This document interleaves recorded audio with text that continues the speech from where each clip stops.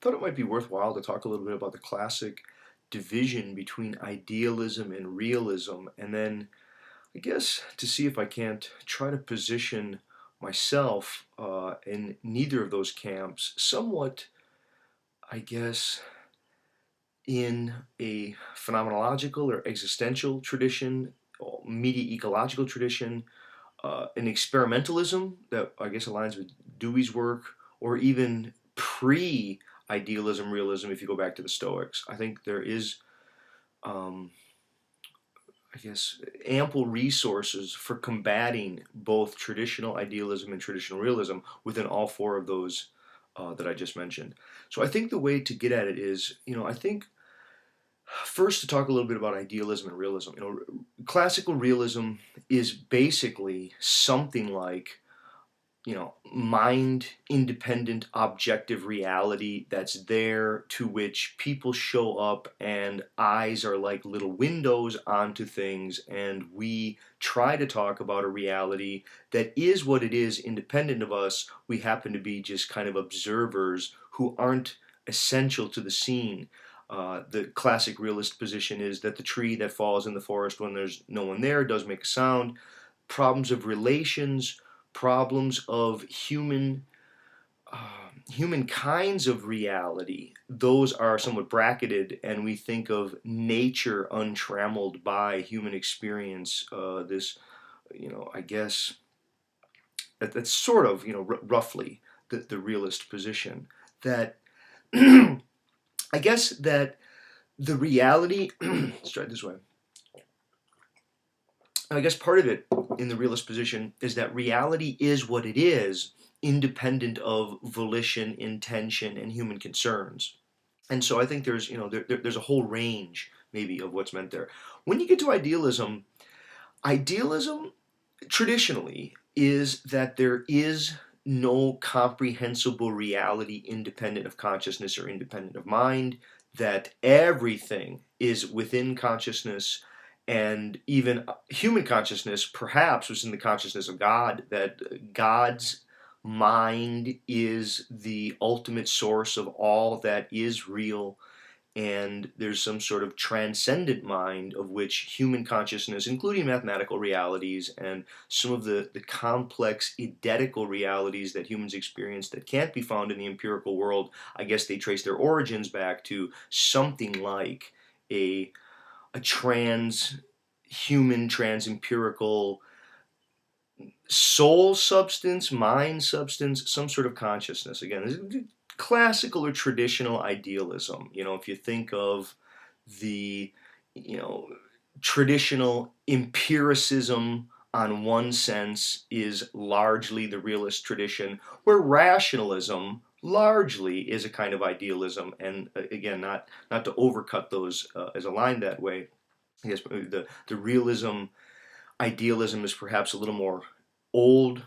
It's a little more ancient, I guess. It's not that ancient. It doesn't go back to the ancient world, but it's more classical, I would say, than the empiricism rationalism. I think empiricism rationalism is maybe a subsequent development to the realism idealism. At any rate, and I guess we could probably haggle about that. Some of that is perhaps contentious, depends on what philosophers we'd be talking about.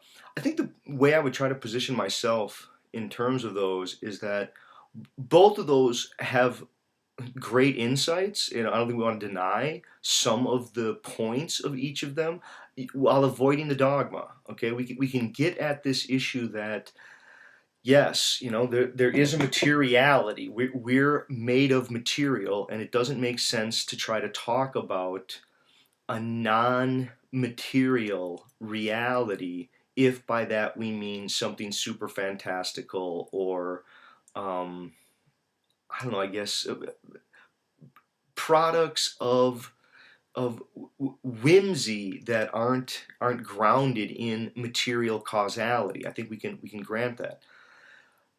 On the other side, I think we do want to recognize that consciousness, you can't get at what's independent of it. You could try to say that the world is there independent of consciousness, but that's again just you in your head doing that. That's you in your consciousness talking about what's there independent of consciousness. Again, consciousness is always stuck kind of like the Midas touch. Consciousness can only contact whatever consciousness can contact, and then it's already part of consciousness. You're not going to be able to get at what's there, I guess, independent of it. Now, I think, as I say, the ways to get out of both of those, or the way to challenge both of them, is to realize that there's something prior to and older than the subject-object split.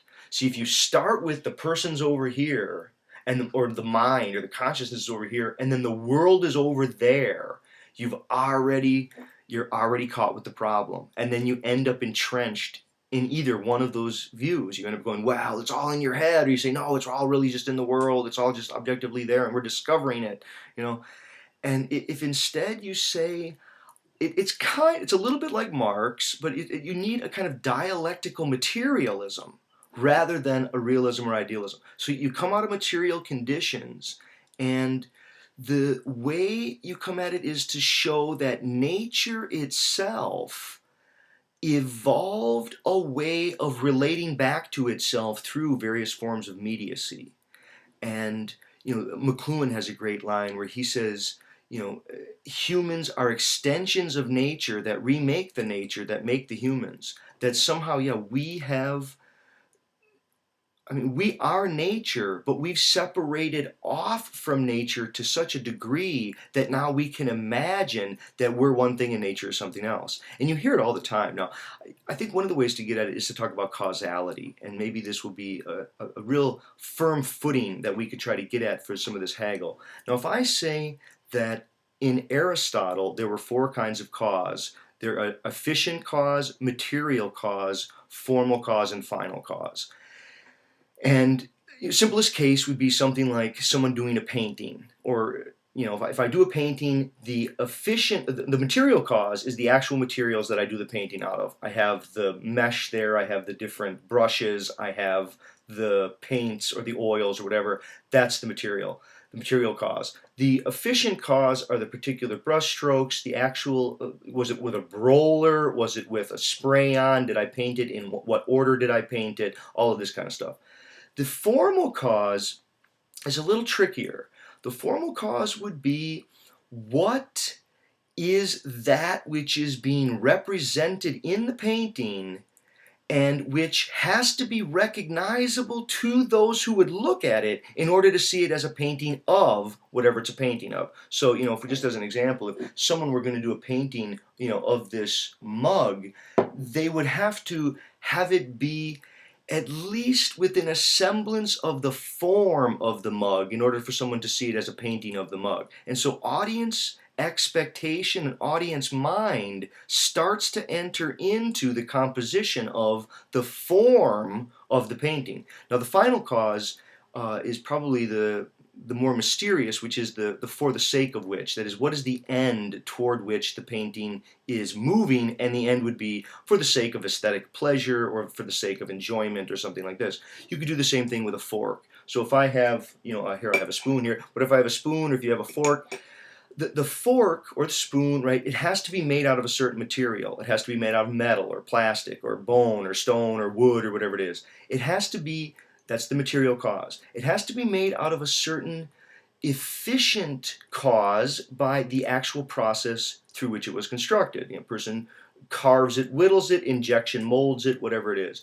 But then there is the formal cause. That is, the fork has to resemble a fork, has to look like a fork, be similar enough to a fork for people to appreciate it and recognize it as a fork. And then the final cause would be it's used for the sake of eating or as an implement to feed oneself, whatever that would be. Now, what's happened in science is that science, in its attempt to deal with nature, has largely, if not wholesalely, ousted both formal cause and final cause. When you ask biologists, particularly evolutionary biologists, about Aristotle's notion of causality, or I think even contemporary science in general, it will say material cause, on board with, efficient cause, very much on board with, right? This is people who are sort of functional equivalent, don't really need the material as long as functionally you can pull it off. They're really hardline efficient causers who think that if you can make the thing do it, it doesn't matter what the materials are, that is the thing.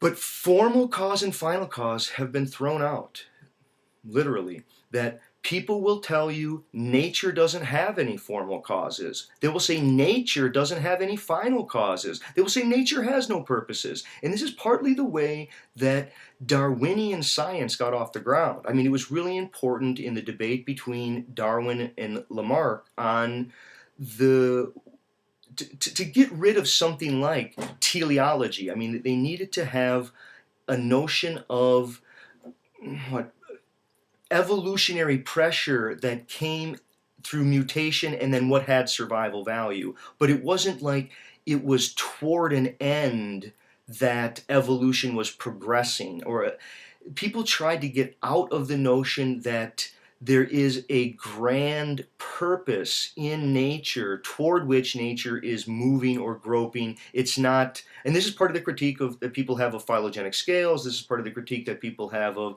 grand teleologies of history, of ultimate salvations being promised, or of even some people suggesting that the world is getting better or on a one-way directional movement of growth or development. Right? I think lots of people would problematize this because they would say, no, nature is more purposelessness.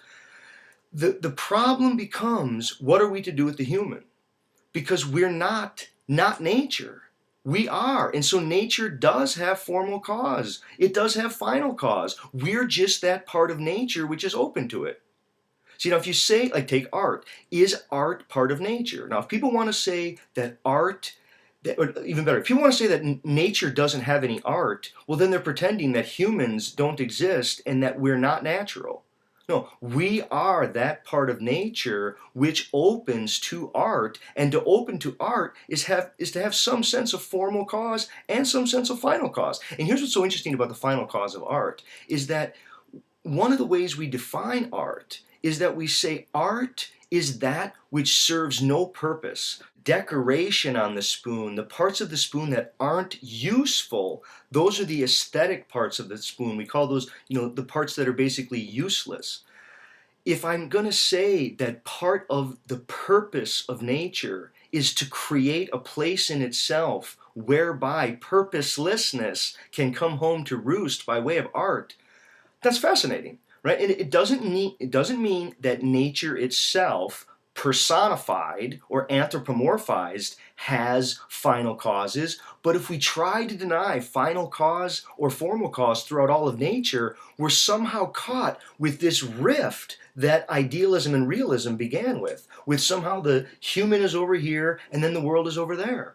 I think what we need is a position which is much more dialectical, one which realizes that consciousness always emerges out from the world, but it was destined to emerge out and destined to return back to a world. That is, it's not as if material, what do you want to say? Material reality is one thing and consciousness is something else. They are part of a same ongoing eventing. It's a kind of, I guess, an ongoing set of complex relationships, and the relationships, they're as real as the things, right? The relationships are as real as the things. I guess the problem is to get at, to what extent can we stay vigilant in recognizing that we're not nature, but we're not nature, right? We're places and moments of a nature that logically couldn't open to itself without consciousness. Consciousness logically has to open to somethingness. That is, you can't be conscious without being conscious of something. Let me try it this way. I'll just end here. That we sometimes say the line between the natural and the human can be made problematic by domestication. That is, domestication of animals and all forms of domestication, they in some way blur that boundary between the wild and what we mean by the human. But what's interesting is that through communication technologies, people are domesticating themselves. That is, literacy may well be one of the ways that nature, in a dialectical materialism, enabled itself to domesticate itself. We just happen to be that part of nature. Okay, thanks.